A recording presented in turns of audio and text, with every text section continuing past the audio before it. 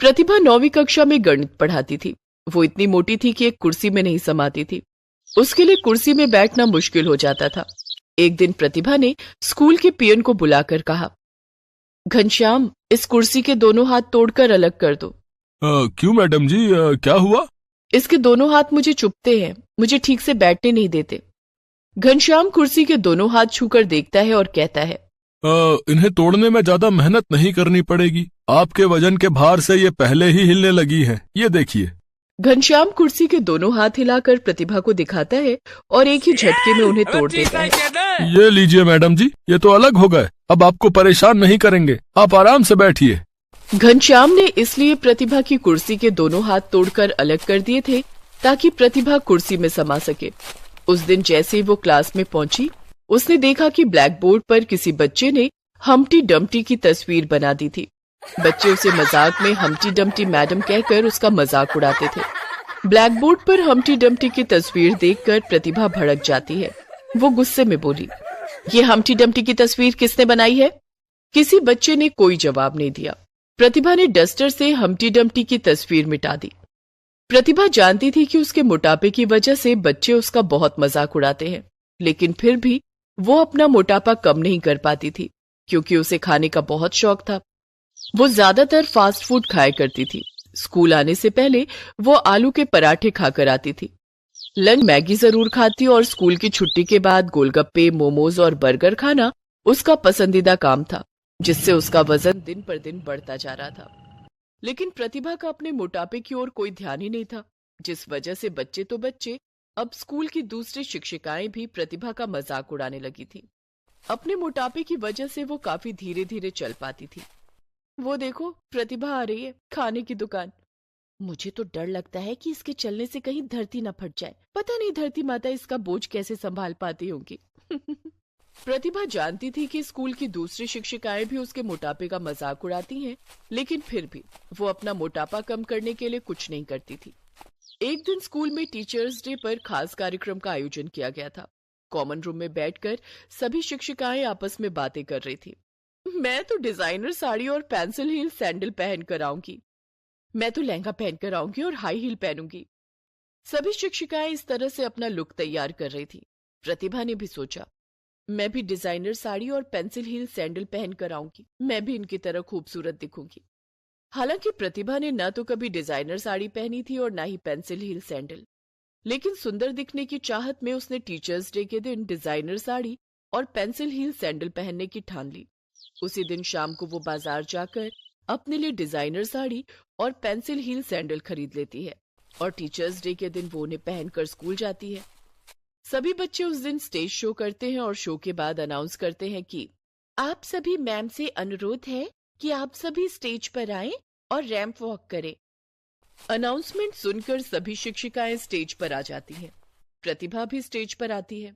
सभी शिक्षिकाएं रैंप पर कैटवॉक करने लगती हैं, लेकिन प्रतिभा जब कैटवॉक करने लगती है तो वो अपने मोटापे के कारण हाई हील सैंडल नहीं संभाल पाती है और स्टेज पर धड़ाम से गिर जाती है। ये सब देखकर सभी बच्चे जोर जोर से हंसने लगते हैं। प्रतिभा को बहुत बुरा लगता है। तब स्कूल की प्रिंसिपल प्रतिभा को उठाती है और सभी बच्चों को डांटकर चुप करा देती हैं। दूसरे दिन प्रतिभा जब स्कूल आती है और बच्चों को पढ़ाने के लिए क्लासरूम में जाती है तो देखती है कि किसी बच्चे ने ब्लैक बोर्ड पर हम्टी डम्टी की तस्वीर बनाई थी, जो कि जमीन पर गिरा हुआ था। वो समझ जाती है कि बच्चे उसी का मजाक उड़ा रहे हैं। उस दिन तो हद ही हो गई। किसी बच्चे ने गोदाम में पड़ी पुरानी कुर्सी लाकर प्रतिभा के टेबल के पास रख दी। प्रतिभा जैसे ही कुर्सी पर बैठी, कुर्सी टूट गई और प्रतिभा फिर से जमीन पर गिर गई। इस बार उसे ज्यादा ही चोट लग गई थी। वो दर्द के मारे चीखने लगी। उसकी आवाज सुनकर स्कूल का पियोन घनश्याम दौड़ कर आया। क्या हुआ मैडम जी, आपको चोट तो नहीं लगी? मैं उठ नहीं पा रही हूँ, मेरी कमर में बहुत दर्द हो रहा है। घनश्याम ने सहारा देकर प्रतिभा को उठाने की कोशिश की, लेकिन ज्यादा भार होने के कारण वो प्रतिभा को नहीं उठा पाया। उसने आवाज लगाकर दूसरे पियोन को भी बुलाया।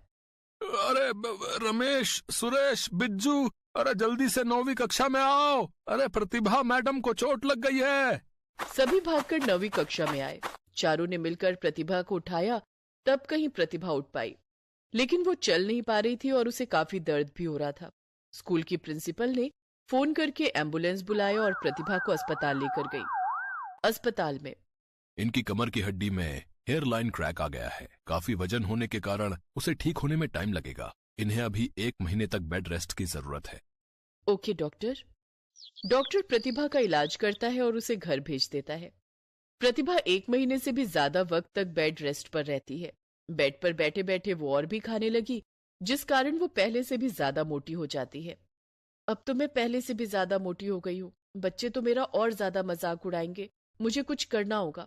इस बार टीचर्स डे पर मैं पतली होकर रैंप वॉक करूंगी। प्रतिभा प्रिंसिपल से कहकर कुछ दिन की छुट्टी और मांग लेती है। मैम, मुझे अभी डॉक्टर ने कुछ दिन और रेस्ट करने के लिए कहा है। कोई बात नहीं प्रतिभा, तुम पूरी तरह से ठीक हो जाओ तभी स्कूल आना। Thank you ma'am. प्रतिभा दूसरे दिन ही योगा क्लासेस ज्वाइन कर लेती है और अपने योगा टीचर से कहती है, मुझे जल्दी से जल्दी पतला होना है। आप कोई ऐसा योगा बताइए जिससे मेरा वजन जल्दी कम हो सके और मेरा फिगर सुंदर हो जाए। बिल्कुल मैम, मैं आपको वैसा ही योग बताऊंगा जिससे आपका वजन जल्दी कम हो जाएगा, लेकिन साथ में आपको अपनी डाइट पर भी कंट्रोल करना होगा। डाइट पर कंट्रोल? देखिए, अगर आप अपनी डाइट पर कंट्रोल नहीं करेंगी तो योग करने से भी ज्यादा फायदा नहीं होगा। अगर आपको अपना फिगर फिल्मी एक्ट्रेस की तरह बनाना है तो आपको कंट्रोल डाइट ही लेनी होगी। ठीक है, मैं कोशिश करूंगी। उस दिन से प्रतिभा योगा क्लास करने लगी और अपने योगा टीचर के बताए हुए डाइट को फॉलो करने लगी। लगभग 1 महीना बीत जाने के बाद प्रतिभा ने अपना वजन थोड़ा बहुत कम कर लिया था। 1 महीने बाद जब वो स्कूल पहुंची तो उस दिन भी बच्चों ने उसका मजाक उड़ाते हुए ब्लैक बोर्ड पर लिख दिया था कि वेलकम बैक हम्टी डम्टी। प्रतिभा ने कुछ नहीं कहा, सिर्फ अपने आप से बोली, बहुत जल्द मेरे सर से हम्टी डम्टी का टैग भी हट जाएगा। अब प्रतिभा पहले से ज्यादा मेहनत करने लगी। वो स्कूल आने से पहले सुबह 5 बजे उठकर जॉगिंग करती और खाने में ओट्स, सूखी रोटी और हरी सब्जियां और दाल का पानी लेती। फास्ट फूड को उसने बाय बाय बोल दिया था। एक दिन स्कूल खत्म होने के बाद गोलगप्पे वाले ने उसे आवाज लगाई। अरे प्रतिभा मैडम। हाँ भैया, बोलो कैसे हो? मैं तो ठीक हूँ मैडम, लेकिन लगता है आप हमारी दुकान का रास्ता ही भूल गई है। आजकल गोलगप्पे खाने नहीं आती। हाँ भैया, अब मैंने ये सब खाना छोड़ दिया है। मैगी के स्टॉल लगाने वाले भैया ने भी कहा। प्रतिभा मैडम, मैगी से कोई नाराजगी हो गई क्या? नहीं भैया, मैगी से कोई नाराजगी नहीं है, बस अपना वजन थोड़ा कम करना है। मोमो वाला भी प्रतिभा की ओर टकटकी लगाए देखते रहता है, लेकिन प्रतिभा ने अब ये सब खाना छोड़ दिया था। अब स्कूल की छुट्टी होते ही प्रतिभा सीधे योगा क्लास पहुंच जाती और योगा करती। कुछ दिनों के बाद स्कूल में गर्मियों की छुट्टियां हो गई। वजन कम करने के लिए मुझे अब और वक्त मिल गया है। इस 1.5 महीने में मैं अपना वजन काफी घटा लूंगी। गर्मी की छुट्टियों में प्रतिभा ने खूब पसीने बहाए और खूब जॉगिंग की, रनिंग की और योगा किया। वजन घटाने के लिए वो घर में झाड़ू पोछा भी खुद करने लगी। 1.5 महीने के बाद जब स्कूल खुला तो सभी बच्चे, शिक्षिकाएं रहना पड़ेगा मेरे आगे, सभी प्रतिभा क्योंकि मैं अपने में खुद हीरो हूँ। प्रतिभा काफी पतली हो गई थी, या यूं कहें कि वो कामिनी काया की मालकिन हो गई थी। बच्चों ने ब्लैक बोर्ड पर बनाई हुई हम्टी डम्टी की तस्वीर मिटा दी। प्रतिभा के लिए अब नई कुर्सी आई जिसमें कुर्सी के दोनों हाथ सही सलामत थे। लगभग 1.5 महीने के बाद फिर से टीचर्स डे का दिन आ गया। इस बार भी स्कूल में कार्यक्रम था। इस बार भी प्रतिभा ने डिजाइनर साड़ी और पेंसिल हील की सैंडल पहनी थी, लेकिन इस बार वो सबसे सुंदर लग रही थी। अब वो पहले की तरह धीरे धीरे नहीं चलती थी। पेंसिल हील में उसने स्टेज पर कैट वॉक किया, जिसे देखकर सभी बच्चे मंत्रमुग्ध हो गए। प्रतिभा को बेस्ट ब्यूटीफुल फिगर का अवार्ड भी दिया गया। बच्चों ने प्रतिभा से माफी भी मांगी। प्रतिभा ने सभी बच्चों को गले से लगा लिया और हंसते हुए बोली, वैसे हम्टी डम्टी भी बुरा नाम नहीं है। सभी बच्चे हंसने लगे।